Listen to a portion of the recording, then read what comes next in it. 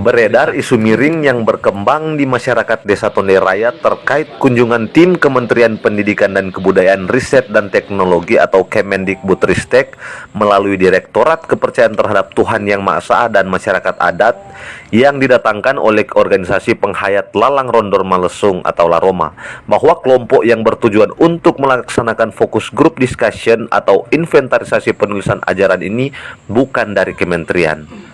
Usai kegiatan di Wali Liusan, Senin 13 yang ke-6 2022, Iswan Sual sebagai Ketua Umum Laroma turut menyesalkan terkait rumor yang beredar di masyarakat ini.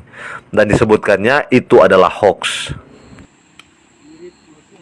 Saya sangat menyesalkan memang ada isu atau rumor atau cerita-cerita yang ya boleh dikatakan hoax ya, yang mengatakan bahwa 10 orang yang datang di Laroma kemarin dan hari ini katanya bukan dari kementerian. Nah, itu sebetulnya sudah kami berikan penjelasan yang clear, penjelasan yang benar ya, yang sesungguhnya kepada Hukum Tua Tondai 2 dan ada juga perangkat desa dan mungkin anggota BPD. Karena tim itu telah berkomunikasi langsung pada kemarin hari Minggu, sekaligus menjelaskan sebetulnya tugas mereka datang kemari, sekaligus menjelaskan tentang aturan hukum yang menjamin hak-hak dari warga penghayat kepercayaan. Itu legal, itu resmi, diakui oleh negara. Kemudian iya ditunjukkan juga surat tugasnya. Jadi surat tugas dari 10 orang itu langsung ditunjukkan kepada Hukum Tua, dilihat oleh perangkat desa dan BPD. Jadi kalau ada isu-isu miring tentang Laroma seolah-olah mau menipu warga dengan mengatakan bahwa ini kementerian padahal tidak dari kementerian, itu hoax. Itu informasi-informasi yang telah diselewengkan menurut saya ya, atau bisa karena memang mereka tidak paham sebetulnya, karena buktinya surat tugas itu sudah diberikan langsung kepada pemerintah di mana Wali Paliusan itu ada. Ditambahkannya, kunjungan yang ketiga kali ini adalah program yang bertujuan untuk penyusunan buku ajaran penghayat kepercayaan organisasi Laroma. Sebetulnya untuk atau terkait dengan penyusunan satu buku tentang ajaran yang ada di Laroma atau Lalang Rondor Malesung, itu sebetulnya adalah program dari kementerian supaya semua organisasi penghayat yang ada di Indonesia itu terinventarisasi, terdaftar ajaran-ajarannya, karena ajaran-ajaran yang ada di organisasi-organisasi penghayat kepercayaan itu kan bersifat lisan, artinya tidak tertulis. Jadi hanya dihafal di kepala dan hanya bersifat lisan gitu.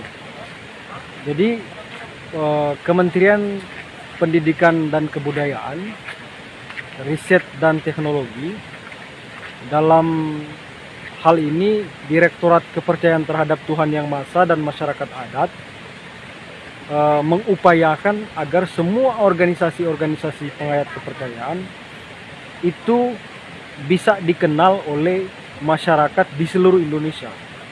Bukan hanya mengenal nama organisasinya, tetapi mengenal secara keseluruhan. Secara keseluruhan maksudnya siapa pengurusnya, sejarah ajarannya, bagaimana ajarannya didapat, sehingga bukan hanya masyarakat yang ada di Laroma yang mengetahui ajaran, tetapi orang-orang di luar Laroma juga tahu tentang sebetulnya apa ajaran yang ada di Laroma, sehingga ini meminimalisir atau mereduksi atau mengurangi mengurangi salah persepsi atau salah paham terkait organisasi kepercayaan La Roma. Itu dirasa penting oleh pemerintah pusat melalui Kemendikbudristek. Jadi penulisan ajaran itu penting. Penulisan ajaran itu penting karena mempermudah bagi warga yang ada di La Roma untuk supaya tidak melupakan ajaran-ajaran leluhur, tentunya ajaran-ajaran mulia ya, ajaran-ajaran kebaikan. Tetapi juga di samping itu untuk mempermudah dalam rangka ketika orang-orang luar mencari penjelasan, supaya tidak bertanya-tanya sebenarnya La Roma itu apa.